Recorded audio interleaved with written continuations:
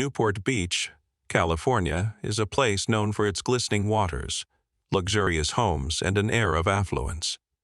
But in September 2006, the serene coastal city was rocked by a murder that exposed dark family dynamics and left the community in shock. The case of Raquel Scarlett Mullinix and the brutal killing of her mother, Barbara Mullinix, is one of betrayal, manipulation, and heartbreak. Barbara Mullinix was described by friends and neighbors as a vibrant, vivacious woman who loved her daughter fiercely. Having endured a tumultuous life filled with challenges, Barbara sought a fresh start in California. She moved to Newport Beach with her daughter, Raquel, in search of a better life and closer proximity to opportunities for Raquel's future. Raquel, a high school student, was an attractive and sociable teenager with a promising life ahead. However, as in many parent-teen relationships, tensions arose. Barbara was a protective mother, often clashing with Raquel over her freedom and social choices. Their arguments grew more frequent as Raquel entered her late teens, and the introduction of Raquel's older boyfriend, Ian Allen, only exacerbated the strain. Ian, then 21 years old, was not the kind of person Barbara envisioned for her daughter. She viewed their relationship as inappropriate and potentially damaging. Barbara's disapproval of Ian fueled Raquel's rebellion and deepened the rift between mother and daughter. In the months leading up to the murder, arguments in the Mullinix household became more heated. Barbara allegedly tried to set boundaries, limiting Raquel's time with Ian. Meanwhile, Raquel felt suffocated by her mother's control, confiding in Ian about her frustrations. On the evening of September 12, 2006, tensions reached a breaking point. Accounts suggest that Barbara and Raquel had a heated argument, during which Barbara reportedly threatened to kick Raquel out of the house. This confrontation planted the seeds for the horrifying events that followed. Raquel and Ian devised a chilling plan. Driven by anger, resentment, and Ian's influence, the young couple decided to remove the obstacle they believed was preventing them from being together. In the early hours of September 13, 2006, Barbara Mullinix was brutally attacked in her home. According to court records, she was stabbed more than 50 times with a kitchen knife. The sheer savagery of the attack shocked even seasoned investigators. The violence suggested a mix of rage and personal animosity. Barbara's body was then wrapped in a blanket and dumped in the harbor. Her remains were discovered later that day by a fisherman who alerted authorities. The scene was gruesome, and it was clear to investigators that the crime had been committed by someone close to Barbara. As the investigation unfolded, police quickly focused their attention on Raquel and Ian. Raquel's behavior raised suspicions. Her demeanor appeared detached and rehearsed when questioned about her mother's disappearance. Additionally, forensic evidence began to link the couple to the crime.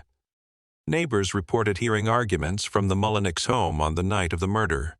Surveillance footage and witness testimonies placed Raquel and Ian in the vicinity of where Barbara's body was found. The discovery of Ian's fingerprints on items at the crime scene further strengthened the case against them. By September 15, 2006, authorities had enough evidence to arrest Raquel and Ian. The couple had fled to Florida, possibly believing they could evade justice. Their attempt to escape only added to the prosecution's narrative. The trial of Raquel Scarlett Mullinix and Ian Allen became a media spectacle, drawing significant attention due to its sensational nature. The courtroom was packed with reporters, legal experts, and members of the community eager to learn more about the case. Prosecutors painted Raquel as a manipulative young woman who conspired with Ian to kill her mother. They argued that she was equally culpable, despite not physically carrying out the stabbing. Ian, they claimed, acted at Raquel's behest, fueled by their toxic and codependent relationship. The defense, however, portrayed Raquel as a naive teenager under Ian's influence. They argued that she had been manipulated into going along with the plan and had not actively participated in the murder. Rachel's lawyers emphasized her age and Ian's dominant personality, casting her as a victim of circumstance. Throughout the trial, gruesome details of the crime were revealed. The prosecution presented forensic evidence, including the murder weapon and bloodstains found in the home, to establish the timeline and implicate the couple, a desire to eliminate Barbara as an obstacle to their relationship. After weeks of testimony and deliberation, the jury reached a verdict. In 2008, Raquel Scarlett Mullenix was found guilty of first-degree murder and sentenced to life in prison without the possibility of parole. Ian Allen received the same sentence, sealing their fates as perpetrators of one of Newport Beach's most shocking crimes. The verdict was met with mixed reactions. Some believed that justice had been served, while others felt sympathy for Raquel, viewing her as a troubled teenager who had made a grave mistake under the influence of an older partner. The murder of Barbara Mullenix left a lasting impact on those who knew her. Friends and family remember her as a devoted mother who wanted the best for her daughter. Her life was tragically cut short by a crime that highlighted the complexities of family relationships and the dangers of unchecked anger and influence. Raquel's case continues to be a subject of discussion in true crime circles, serving as a cautionary tale about the consequences of rebellion and poor choices. While some argue that Raquel's sentence was overly harsh given her age, others maintain that she bore equal responsibility for the crime. Today, Raquel remains incarcerated, a stark reminder of how one moment of anger and desperation can irreversibly alter the course of many lives. Life in prison has been a stark contrast to the freedom Raquel once knew.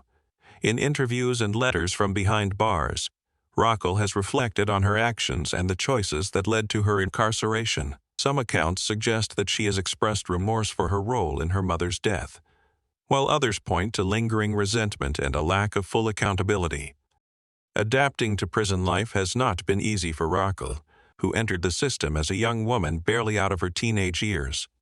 Reports indicate that she struggled initially, grappling with the harsh realities of a life sentence. Over time, however, she has reportedly found ways to occupy her time, such as participating in educational programs and counseling sessions.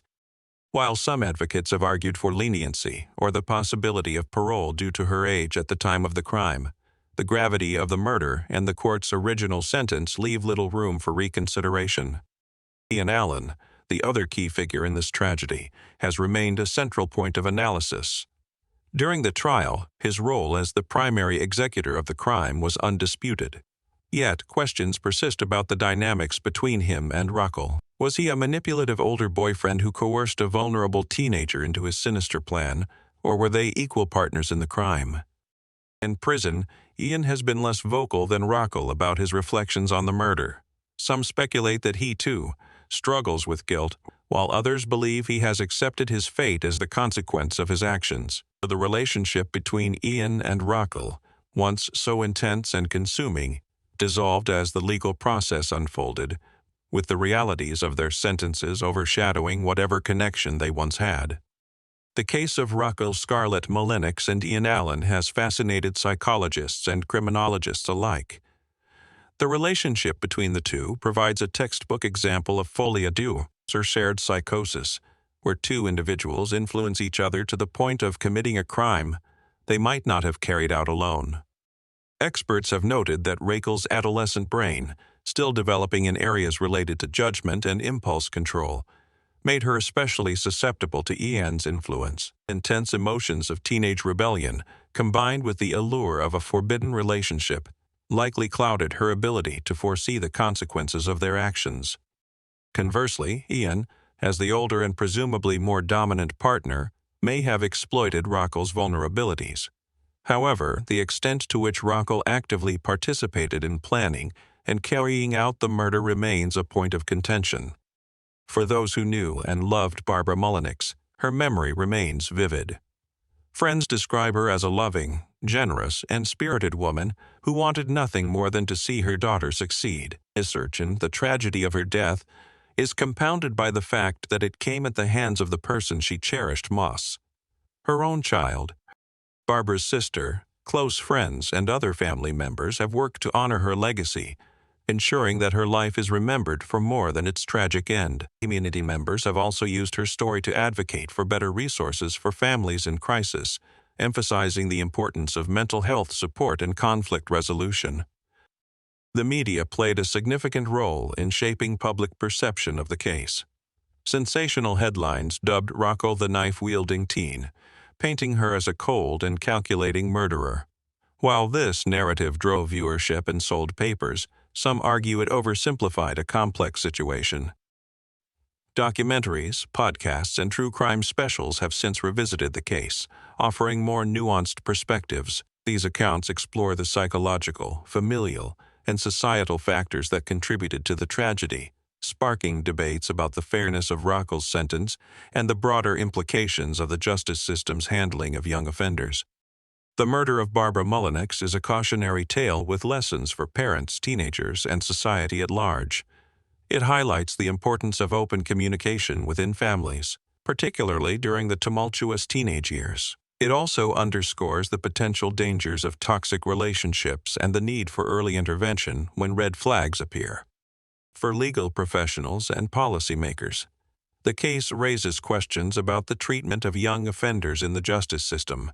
Should teenagers be held to the same standards as adults when their brains are still developing? How do we balance accountability with the possibility of rehabilitation? Despite the darkness of this story, there are glimmers of hope.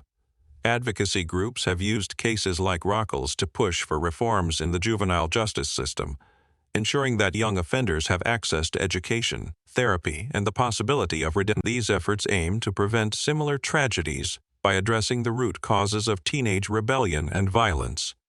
For Barbara's surviving family members, healing has been a long and difficult journey. Yet, they have found solace in the support of their community and the knowledge that Barbara's story has prompted meaningful discussions about family dynamics and justice. The case of Rocco Scarlett Mullenix and the murder of Barbara Mullenix is a tragic reminder of the fragility of human relationships and the devastating consequences of poor choices. It is a story that continues to captivate and haunt, offering lessons for generations to come. In the end, Barbara's life was about more than the way it ended. She was a mother who loved deeply and fiercely, even in the face of conflict. Her legacy is one of resilience, and her story will not be forgotten.